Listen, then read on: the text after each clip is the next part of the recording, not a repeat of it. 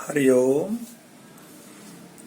आइए प्यारे भक्तों, आज संगति का असर इस विषय पर चर्चा करते हैं। एक दादाजी अपने पोते के संग छत पर बैठे हुए थे और गली में से आवाज आई कि अच्छे संग तरे ले लो। दादाजी ने पोते को बुलाया और कहा कि देखो ये क्या आवाज आ रही है। तो उसने सुना अच्छे संग तरे ले लो। कहता है दादाजी वो ये कह रहा है कि अच्छे संतरे ले लो। दादाजी ने कहा ध्यान से सुनो। फिर सुना तो वो कह रहा है अच्छे संग तरे ले लो। पोते ने फिर कहा कि वो तो यही कह रहा है कि अच्छे संतरे ले लो।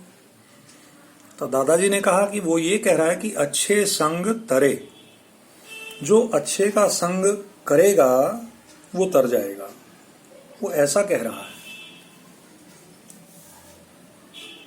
हकीम लुकमान का पूरा जीवन जरूरतमंदों की सहायता के लिए समर्पित हुआ था।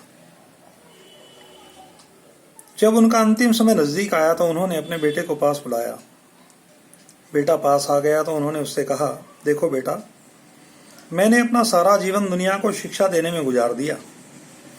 अब अपने अंतिम समय में मैं तुम्हें कुछ जरूरी बातें बताना चाहता हूं, लेकिन इससे पहले जरा तुम एक कोयला और एक चंदन का टुकड़ा उठा करके ले आओ।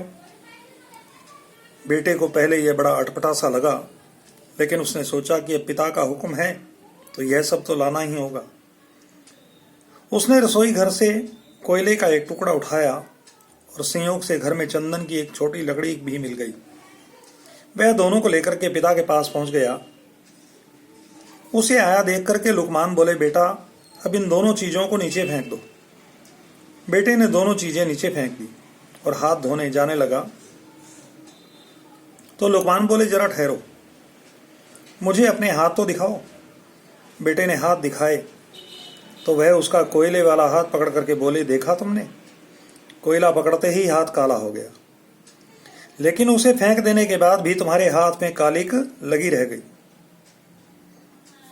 गलत लोगों की संगति भी ऐसी ही होती है कि उनके साथ रहने पर भी दुख होता है और उनके न रहने पर भी जीवन भर के लिए बदनामी साथ लग जाती है। दूसरी ओर सज्जनों का संग इस चंदन की लकड़ी की तरह है, जो साथ रहते हैं तो दुनिया भर का ज्ञान मिलता है, और जब उनका साथ छूटने पर भी उनके विचारों की महक जीवन भर बनी रहती है। इसलिए हमेशा अच्छे लोगों की संगति में ही रहना। अब आप स्वयं ही विचार करें, जीवन तो हमारा ही है, सज्जन और दुर्जन का संग का निर्णय भी हमारा ही होता है। ध्यान रखें, संगति उत्तम ही रखें। हरि ओम।